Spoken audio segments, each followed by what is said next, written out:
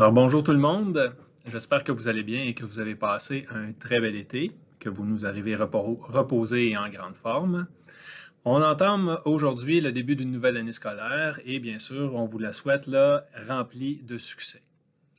Ce matin, on s'invite dans vos cours au moyen de cette courte vidéo afin de vous présenter les règles de vie du code de vie. Évidemment, toutes les règles du code de vie sont importantes et on vous invite à aller en prendre connaissance en faisant la lecture des premières pages qui paraissent à votre agenda et d'apposer votre signature à la toute fin pour attester que vous en avez très bien pris connaissance.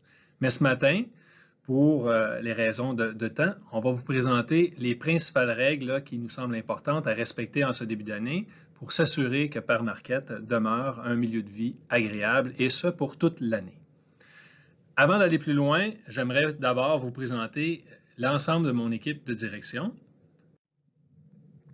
Donc, évidemment, moi je suis directeur Éric Benoît, directeur de l'école Père Marquette. Vous me connaissez la plupart d'entre vous. Les élèves de première secondaire, on s'est présenté lors du camp d'accueil. Vous connaissez également M. Christopher Parker, qui est directeur de la première secondaire et de la classe Teach. Il y a également une nouvelle venue parmi les membres de l'équipe de direction, en la personne de Mme Jacinthe Lemire, qui sera directrice adjointe à la 2e et à la 3e secondaire des élèves du régulier et du PEI.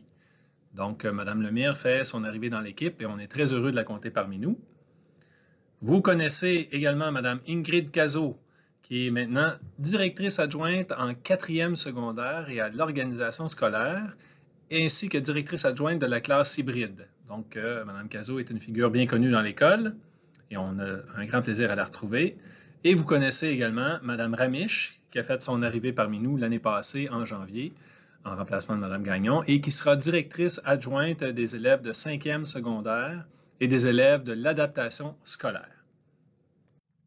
Donc, avant de leur céder la parole, parce que vous allez voir, là, les adjoints vont prendre la parole sous peu pour vous présenter à tour de rôle les principales règles de l'école, moi, je tenais à vous présenter la règle qui me semble être celle qui prédomine toutes les autres et qui est importante à retenir. Et c'est important, ça, pour le climat de l'école.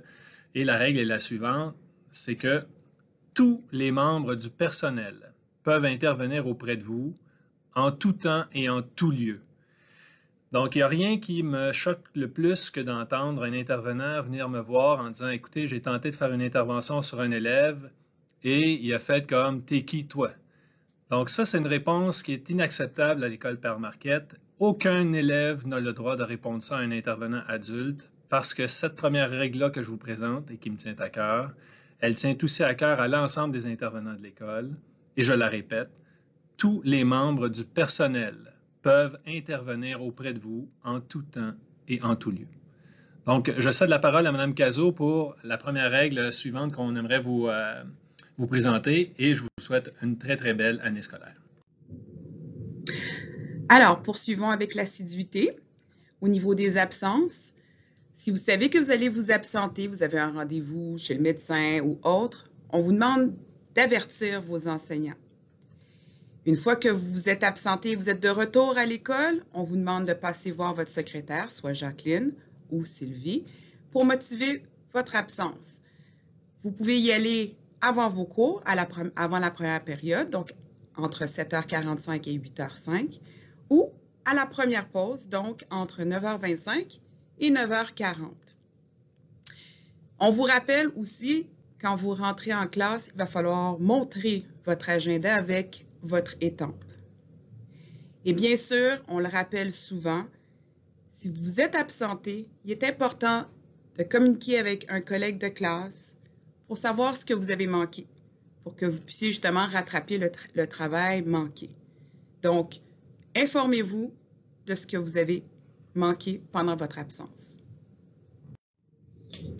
Pour les départs hâtifs, lorsque vous savez que vous avez un rendez-vous ou que vous devez quitter avant la fin des cours, on vous demande de passer voir votre secrétaire au début de la journée afin de les avertir. Donc, vous passez voir Sylvie ou Jacqueline.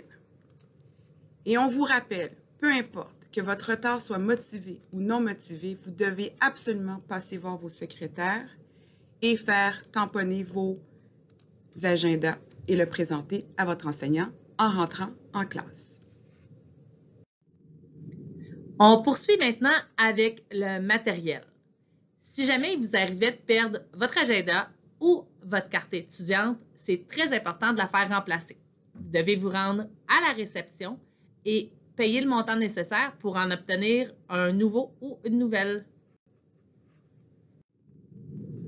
En ce qui concerne l'utilisation des appareils électroniques tels que le téléphone cellulaire et les écouteurs, le seul endroit où ceux-ci peuvent être utilisés, c'est au 3e étage, mais ça ne doit pas être utilisé pendant les heures de classe. Donc, avant la première période au 3e étage, vous pouvez utiliser vos appareils électroniques. Même chose lors des pauses. À l'heure du dîner aussi, c'est permis, évidemment, puisque vous êtes au 3e étage. Et lorsque vous vous déplacez après les heures de classe. Je le rappelle, le cellulaire est interdit lors des heures de classe, peu importe où vous vous trouvez dans l'école. Sachez que si vous ne respectez pas ces règles, le téléphone sera confisqué selon les modalités que vous retrouverez dans votre agenda. Ça peut aller d'une à plusieurs journées, donc soyez vigilants et utilisez bien vos outils technologiques. Maintenant, on va parler du code vestimentaire. Donc, en tout temps dans l'école, je porte mon uniforme identifié avec le logo de l'école dès mon arrivée aux portes de l'école. Donc, on ne veut pas te voir sans uniforme quand tu passes les portes de Père Marquette. Tu es déjà supposé d'avoir ton uniforme dès ton entrée. Donc, ce qui est permis dans l'uniforme, c'est sous un chandail à manches courtes, tu peux te mettre un chandail à manches longues, col roulé par exemple, blanc ou noir. Ça, c'est permis. Ton pantalon, ton legging, ta jupe ou ton bermuda doivent être noirs, unis et sans transparence. La jupe ou le bermuda doivent avoir une longueur acceptable en contexte scolaire. Les chaussures doivent être fermées ou tenir aux pieds. Donc, on oublie les sandales, on oublie les crocs aussi.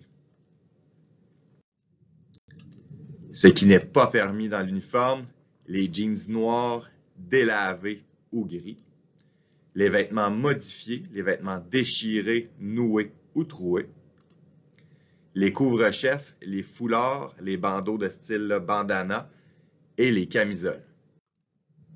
En éducation physique et en danse, on veut une tenue sportive propre, décente, c'est obligatoire bien sûr. Par mesure d'hygiène, on te demande de te changer pour ton cours d'éducation physique et de danse. On ne veut pas de mauvaise odeur pour tes collègues, pour tes profs. On te demande vraiment de te changer à la suite de ton cours d'éducation physique et on ne veut aucun morceau avec un logo Père Marquette en éducation physique. Alors, on poursuit avec les procédures au casier. Le casier peut être ouvert en tout temps par la direction et sans préavis pour en vérifier le contenu en ma présence ou non. Donc, que vous soyez là ou pas, on peut l'ouvrir. Le cadenas appartenant à l'école est donc obligatoire. Pour ce qui est des déplacements, évidemment, on circule toujours en marchant dans l'école. Durant les pauses, on en profite pour aller aux toilettes et pour récupérer le matériel au besoin. Ensuite, durant les cours, avec l'accord de mon enseignant, je circule avec le laissez-passer à mon agenda. J'emprunte le tunnel aussi pour aller au gymnase ou à l'aréna. On ne peut pas sortir de l'école pour traverser la rue. Encore d'autres procédures. Donc, pour ce qui est de la nourriture et la cafétéria, je prends toujours mes collations et mes repas dans la cafétéria. Je respecte la file d'attente. Je dépose mon plateau sur le support prévu à cet effet et je jette mes déchets à la poubelle ou dans le bac de recyclage. Vous savez aussi que les sacs d'école ne peuvent pas entrer dans la cafétéria. Vous ne pouvez pas l'avoir sur vous quand vous êtes en file d'attente. Encore une procédure, mais celle-là, c'est la dernière. C'est super important.